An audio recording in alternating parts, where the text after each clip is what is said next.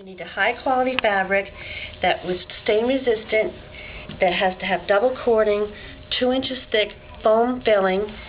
It needs to have this pocket so it tucks in here. It has a nice edging here, you can see. Very pretty.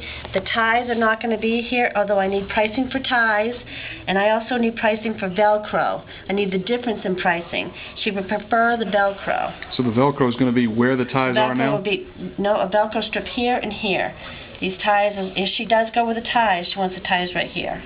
Okay, and the Velcro... It's rounded. Okay. And it's rounded in the front. Okay. And it's 17 by 15. All right, and then hold it up 2 so inches it's totally thick. Perpendicular to the camera. This way. More. This way. So tell me the dimensions again. No. 17 at the widest part by 15. Okay. All right, and then the Foam Velcro. filling. How long does the Velcro need to be? The Velcro right here. Just a couple strips right here and here. Couple of strips. She didn't specify. We need to kind of draw out what that's supposed to look like. I'm not going to shut that off.